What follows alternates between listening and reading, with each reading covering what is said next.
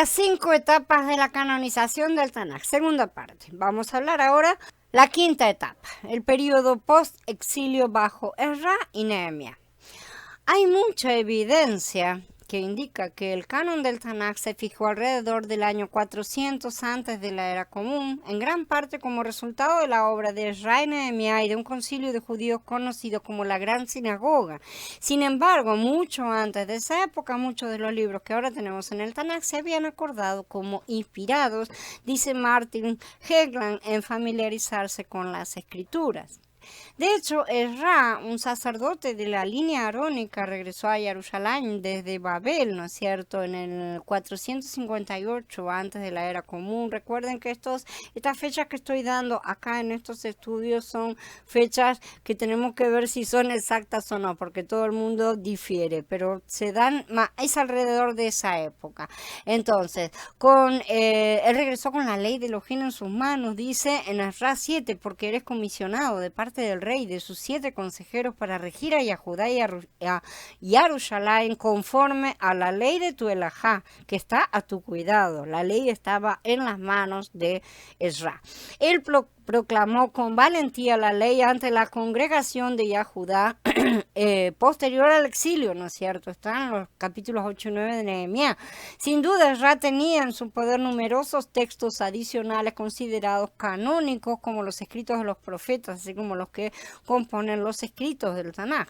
Si bien los periodos de canonización anteriores que ya estudiamos son significativos, los académicos generalmente los consideran principalmente de interés histórico. Se fueron rejuntando las cosas, pero no había nada organizado, ¿sí? Martin, por ejemplo, escribe que los esfuerzos de canonización son un punto que nunca debe olvidarse. Todas las canonizaciones que preceden a la de Ezra son solo de interés histórico para nosotros y no involucran qué libros pertenecen al canon del Tanaj para nosotros hoy, porque no hubo decisiones antes de la época de Ezra.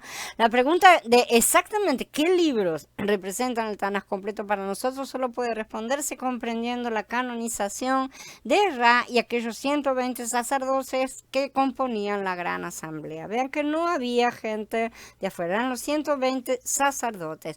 Es la final o la obra final de Ezra la que es más importante para nosotros y para el judaísmo posterior. La razón de esto debería ser evidente. Mientras que podemos saber cuándo y quiénes escribieron muchos de los libros y porciones de libros, hay otros libros del Tanaj sobre los que no estamos seguros. ¿Qué pasa con los libros de Osea, Joel, Job, Amós, algunas partes de los Mismorim, Mishlei? ¿No es cierto? Hasta la época de Ezra no tenemos un conocimiento seguro de cómo y cuándo fueron considerados canónicos o si alguna vez lo fueron en los primeros tiempos. No se sabe exactamente. Justo con su canonización final, Ezra, siguiendo los precedentes establecidos por Moshe y Shmuel, hizo numerosas ediciones menores de varios de los libros del Tanaj, o sea, rollos, ¿no es cierto? Principalmente las primeras porciones de la ley. Al igual que Moshe, las ediciones de Ezra consistieron en gran parte en actualizar los nombres geográficos antiguos con nombres más nuevos. Cuando se mantuvieron los nombres más antiguos, a veces se agregaron frases explicativas para identificarlos. Por eso encontramos muchos anacronismos en las escrituras. Ahora quedan perfectamente explicados por el desarrollo histórico que tuvieron. Otras ediciones proporcionaron información adicional. Bereshit 36, 31, 39, por ejemplo, registran los nombres de los reyes edomitas hasta la época del rey Shaul. Si Moshe no pudo haber escrito esta sección porque difícilmente había conocido los nombres de los reyes edomitas que vivieron 300 años después de que se murió. Evidentemente, este es un anacronismo. Hay varios, ¿no es cierto?, que saltan en las escrituras, y no es que sean anacronismos, sino que provienen de ediciones posteriores que empezaron a utilizar los nombres geográficos que la gente conocía en ese momento, porque los nombres antiguos ya se habían perdido y nadie sabía a qué se estaba refiriendo. Otro ejemplo, que no pudo haber sido escrito por Moshe, ocurre en Devarim 34. Moshe, siervo de Aarón, murió allí en la tierra de Moab, pero nadie sabe dónde está su tumba hasta el día de hoy. Otra vez, Moshe no podía ni tener idea de esto, ¿no es cierto? Y tampoco podía haber escrito, no se ha levantado profeta como Moshe desde entonces en Israel, a quien el Adón conoció cara a cara. Esto fue evidentemente un epitafio. Otras ediciones brindan una línea de tiempo actualizada, como en Shoftim, en el capítulo 18, que registra eventos que ocurren cientos de años después de que los jueces dictaminaron. Las ediciones hechas por Ezra como parte de la canonización final obviamente fueron diseñadas para actualizar el texto, hacerlo más comprensible para la gente de su época. En este sentido, ellos tenían el derecho de hacer estas modificaciones porque son los sacerdotes. Lo que no pueden hacer estas modificaciones son los traductores. Ezra debe haber sentido que los textos necesitaban ser editados para proporcionar a los judíos la revelación completa de Elohim en el idioma hebreo. Como señala Martin, las ediciones de Ezra no fueron grandes cambios en el texto del Tanaj. Numerosas ediciones hechas por varios escribas levitas tratan principalmente con actualizaciones cronológicas y a menudo emplean la frase que la encontramos en muchos lugares hasta el día de hoy. Ese hasta el día de hoy siempre queda medio descolgado, ¿no es cierto? Queda fuera de la cosa y sin embargo es justamente un agregado de estas ediciones posteriores. Con respecto a la legitimidad de las ediciones de Ezra, Ernest Unswen, uno de los expertos más conocidos en el Tanaj, escribe: al evaluar estas alteraciones debemos evitar pensar en ellas como corrupciones. Fueron hechas de buena fe sin la intención de introducir un elemento extraño en el texto, sino con el objetivo de restaurar el texto verdadero y desde el punto de vista del copista evitar malentendidos. Sobre todo en la parte, como vemos, lo que más se modificaron fueron nombres geográficos y agregados de datos históricos en algunos casos, nada más. No hubo cambios en los textos en sí, ¿sí? Este está en un libro que se llama El texto del Tanaj de este autor. Aunque la Gran Asamblea hizo algunas modificaciones como actualizaciones genealógicas, cosas así, al texto después de su canonización, no hay duda de que Ezra fue el que compiló, editó y canonizó los libros. Otra tarea importante que emprendió Ezra fue cambiar todas las letras hebreas de las escrituras, como dijimos, de la escritura cursiva antigua a la caldea cuadrada de estilo bloque, que es la que nosotros conocemos hoy, que se utiliza en la actualidad. Las letras de estilo bloque se usaban comúnmente en el siglo VI antes de la era común en Babel y en otras partes del imperio persa. Eran más conocidas para difusión, por así decir. Martin explicó que el uso del estilo de escritura en bloque no se hizo simplemente para facilitar la lectura de las escrituras. Había razones más importantes para este procedimiento. Ezra pudo establecer mediante unos simples trazos de pluma un canon oficial de escritura que podía distinguirse mediante el uso de las nuevas configuraciones de letras de los manuscritos samaritanos escritos con la escritura antigua hebrea. Entonces ahora sabemos que todos esos escritos con escritura antigua provienen mayormente de la parte samaritana. Los samaritanos estaban dispuestos a conservar la escritura antigua para sus escritos sagrados y desdeñaban la escritura nueva y moderna, ¿no es cierto?, de esa época, que era contemporánea en todo el imperio persa. Este cambio al estilo moderno de escritura de Ezra distinguió efectivamente lo que Ezra consideraba rollos samaritanos defectuosos de lo que él editó y puso en manos de las autoridades del templo de Jerusalén. Esto resulta muy importante porque en los últimos tiempos se han levantado muchas de estas cosas en las redes y se levantan discusiones acerca de que estos escritos con una escritura más antigua, realmente más antigua la escritura, son más fidedignos y ahora vemos cuál es el verdadero origen de las cosas. Poco después de la época de Ezra, el libro de Malajiyá se agregó al canon oficial bajo la autoridad de la Gran Asamblea de Sacerdotes establecida por Ezra para este propósito. Aunque no es el libro final en el orden del Tanaj, Malajiyá fue el texto final que se agregó al canon, ¿sí? Y por una buena razón. Como veremos, las profecías de Malajiyá tratan no solo de la venida del Mashiach, sino también del mensajero que anunciaría su primera venida para establecer el nuevo pacto.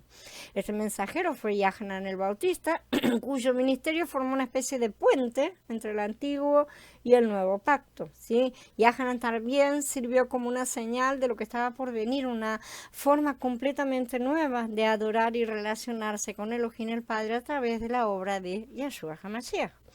Es interesante notar que Ra, como sacerdote arónico, y Nehemías, como gobernador de Yehudá, trabajaron en estrecha armonía, al igual que el equipo formado, por ejemplo, por Yahoshua y Zorobabel en el periodo post-exílico temprano.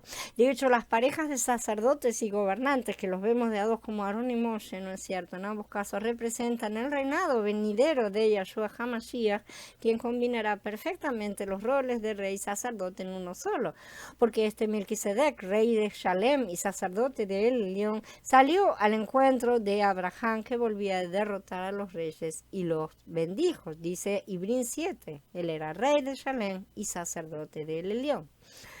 Un auténtico canon fundamental del Tanaj. La canonización del Tanaj es un poderoso testimonio de la mano guiadora de Elohim, porque fue Elohim mismo quien dio autoridad deliberada a sus siervos a través del sacerdocio arónico para realizar la tarea de acuerdo con su diseño, como ya mencionamos. Considerando literalmente los cientos de veces que Mashiach y los apóstoles citaron o se refirieron a las escrituras, debería ser bastante obvio que un canon completo, legítimo y ampliamente reconocido era absolutamente esencial para la obra de la congregación primitiva, porque de ahí venían todas las citas, ¿sí? La instrucción clásica del apóstol Shaul a Timoteo resume el incalculable valor que la congregación primitiva le dio a este canon auténtico.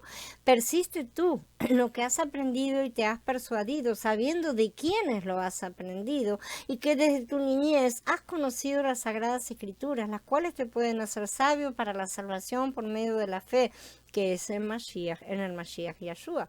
Toda la escritura es inspirada divinamente y es útil para la enseñanza, para la reprensión, para la corrección, para la instrucción en justicia, a fin de que el hombre de Elohim sea maduro, enteramente capacitado para toda buena obra. Esto está en el capítulo 3 de Timoteo Bet.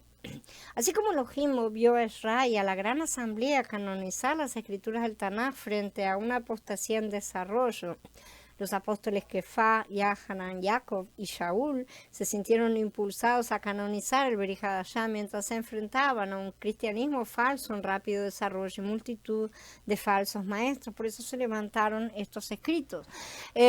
Como veremos en otro estudio, porque no lo vamos a tocar aquí, esta importantísima tarea no quedó, como muchos han supuesto, para que los llamados padres de la congregación, padres de la iglesia, ¿no es cierto?, ortodoxos, la completaran cientos de años después de la muerte de los apóstoles. Así que, como ya comprendimos que la canonización del Tanaj, tampoco fue entregada a los padres del judaísmo, a los rabinos que hoy tratan de usurpar lugares, que pretenden, esto es lo que pretenden ciertos sectores de ambas casas, que siempre han ambicionado el poder sobre el pueblo y especialmente el pueblo de Elohim.